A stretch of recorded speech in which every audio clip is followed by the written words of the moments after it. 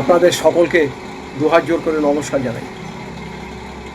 আমি শ্রী রাজজ্যোতিষী বিশ্বনাথ চক্রবর্তী। যারা বাজারে প্রচুর পরিমাণে ধারে একদম নাজেহাল হয়ে গেছেন, যে কোনো দিক থেকেই যদি ঋণগ্রস্ত হয়ে থাকেন, যে ধার শোধ করতেই পারছেন না, নানা রকমভাবে অপমান লাঞ্ছিত হচ্ছেন, আপনি চেষ্টা করছেন কিন্তু আপনি পারছেন না।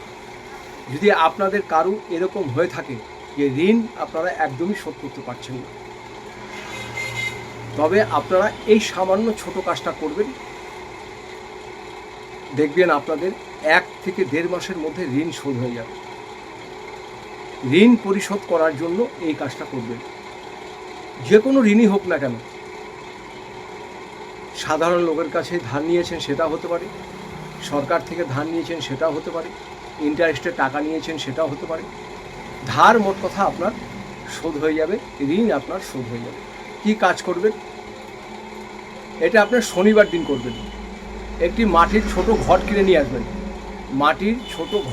আসবেন, আর 10 টাকার কালো তিল আনবেন। একটি মাটির ঘট আনবেন আর 10 টাকার কালো তিল আনবেন।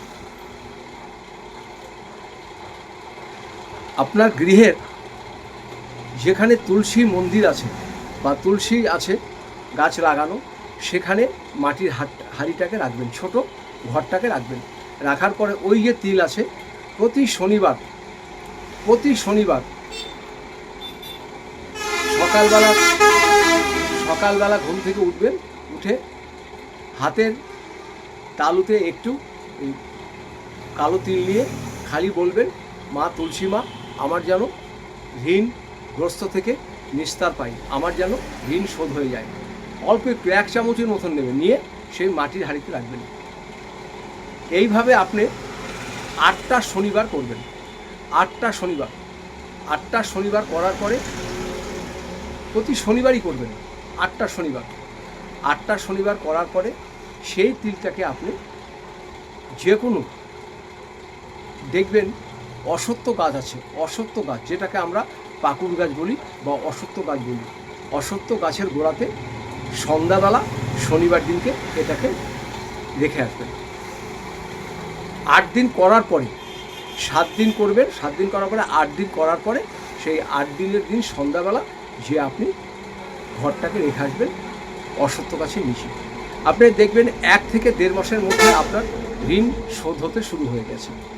করেই দেখুন, কোনো পয়সা খরচ হবে না, কোনো কিছু না, ছোট্ট কাজ, এটা করুন, দেখবেন ভীষণ উপকার পাবেন। এরপরে যদি আরও কিছু জানতে হয়, আমার নিচের নাম্বারে যোগাযোগ করবেন। আমি এখানে পুষ্টি করি, বিবাহের জোটক বিচার করি, বাস্তু বিচার করি। যদি প্রয়োজন হয় আপনারা অবশ্যই যোগাযোগ করবেন।